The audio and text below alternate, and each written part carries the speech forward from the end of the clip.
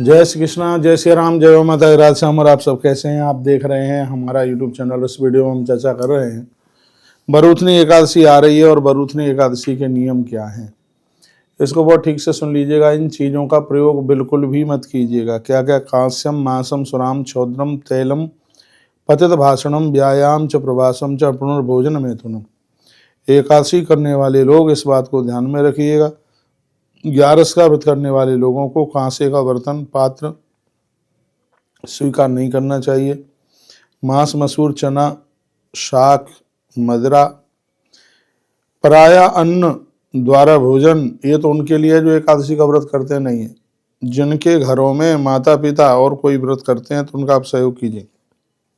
उस घर में ही भोजन के समय पर कांसे के बर्तन, मांस मसूर चना मदिरा पुनर्भोजन द्वारा भोजन कहते हैं। यदि आप द्वारा भोजन भी करते हैं तो दोपहर के समय में आप पका हुआ पूड़ी पराठा बना करके खाएं। तथा मैथुन, इस 10 चीज़ों का दशमी के तिथि को ही त्याग कर दिया जाता है।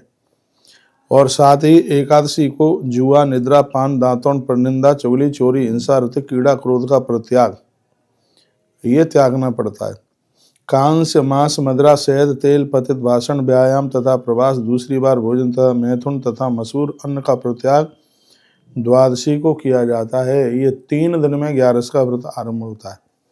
ध्यान से सुन लीजिएगा। दशमी को 10 चीजें छोड़ी जाएंगी। काश्यम मासम मसूर आशा चड़कान को द्रवास तथा साकम मधु परानम च पुनर्भोजन मैथुने। वैष्णवी व्रत करता च दशम्याम 10 वर्षीय जो परम वैष्णव हैं वो दशमी को 10 ही छोड़ें। ये वर्णन इस ग्रंथ में किया गया है। तो मैंने आपको निवेदन किया, हर वैष्णव जनों को चाहिए कि अपना एकादशी का व्रत बढ़िया करने के लिए सात्विक बनिए। दिन में सोना नहीं है, रात्रि को जागरण करना है। ओम नमो भगवते वासुदेवाय मंत्र सिद्ध हो जाता है। भगवान सालराम का अभिषेक करें। सालराम भगवान नहीं है तो भगवान श्री कृष्ण का शंख के द्वारा अभिषेक करें। तुलसी पत्र चढ़ाएं। तुलसी तोड़े नहीं, लेकिन भगवान को तुलसी आप जरूर चढ़ाइएगा। पहले से तुलसी की व्यवस्था आप कर लिया करें। बहुत बहुत धन्यवाद। एकादशी तो तत्फलम समाप्नोति नरक कृत्वा वरूथिनी। वरूथनी एकादशी जो आ रही है, कन्या वित्तेन जीवंती नरा पाप मोहिता।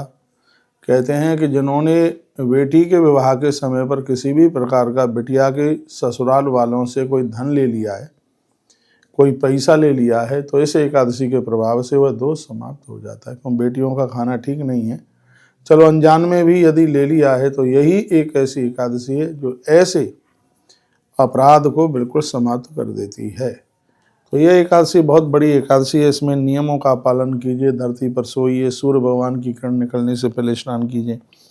वैसे भी वैशाख का महीना चल रहा है और वैशाख में किया गया सत्कर्म है बहुत अनंत गुना हो जाता है। एकादशी के दिन एकादशी की कथा सुनिए। एकादशी के दिन वैशाख मास की कथा सुनिए, तो यह व्रत आपके लिए बहुत ही ज़्यादा प्रभावशाली हो जाएगा।